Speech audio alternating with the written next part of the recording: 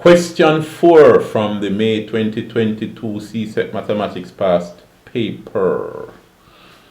Let's see what's going on. The functions f and g, so this comes under functions, relations, and graphs. The functions f and g are defined as follows. F of x is 5x plus 7 and g of x is 3x minus 1. For the functions given above, determine g of 1/3. You determine it and tell me what you get. Pause the video and do it. Alright, you did that? Also pause the video and do this part.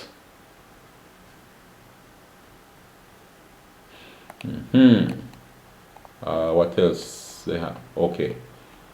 So, let's just look at these parts of the question. Let me just make a copy of this and place it over to our whiteboard section. Alright, we have this. I also want to copy this part of it. Copy and paste. Nice. By the way, how many marks they give? They give you to do it. 1 mark for this, 2 marks. Oh, 1 mark for this, 2 marks for that.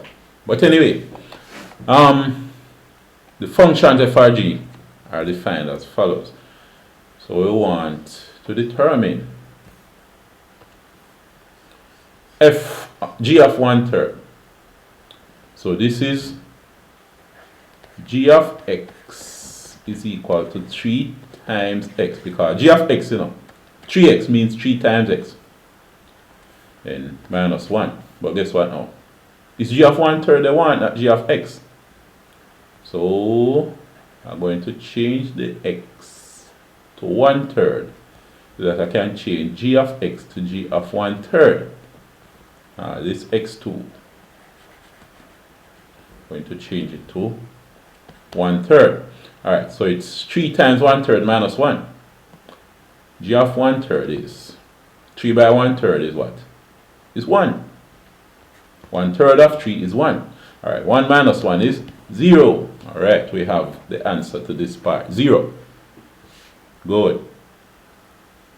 After that, we want f inverse of -3. Interesting. That would be interesting. Let us see what this is. Suppose we say that we have f of x being 5x plus 7. We have all of that. Now, let's look at it using two methods, right? Suppose you consider finding f inverse of x first, and then after that you consider having f of x being -3. Let's see how that would work. If you say f inverse of x, and you change the f of x to y and say y equals 5x plus 7, and then after that you interchange x and y and say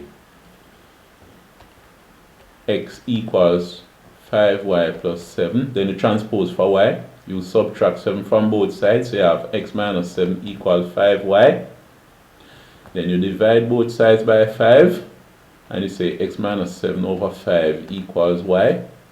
And you change y to f inverse of x. So you say x minus 5, minus 7 over 5 is equal to f inverse of x. Remember that? So f inverse of x is equal to x minus 7 divided by 5. Then you say since they want, I had this from a previous working, since they want f inverse of negative 3, and you change the x to negative 3 and say f inverse of negative 3 is equal to negative 3 minus 7 divided by 5, which is negative 10 divided by 5. And therefore, you have negative 2. Now, suppose you do that. You get negative 2.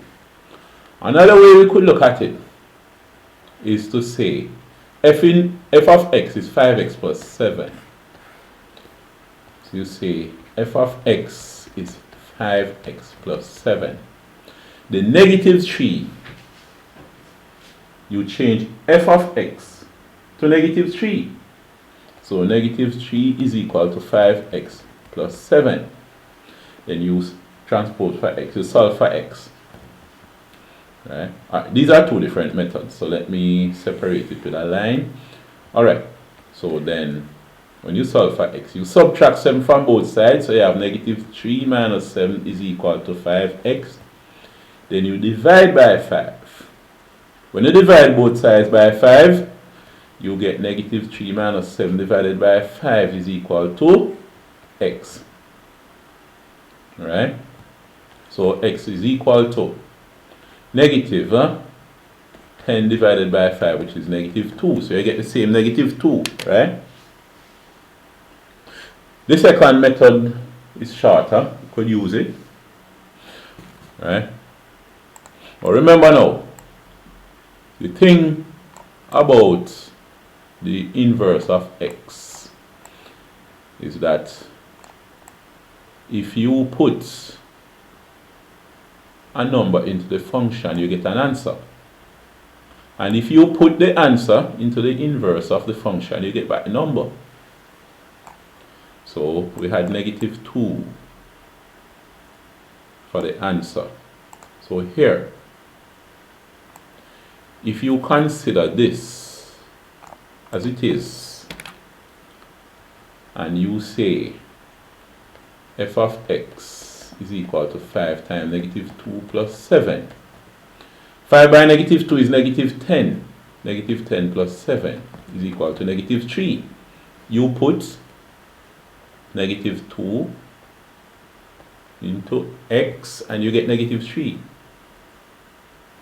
Now, the inverse of x, we found it a while ago to be x minus 7 over 5.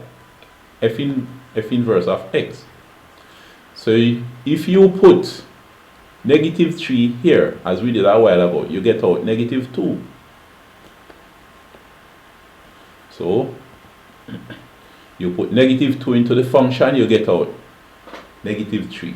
If you put negative 3 into the inverse, you get out the number negative 2. Alright? So negative 3 could very well go right here. Remember, if you put a number here, a certain number, right, you get negative 3.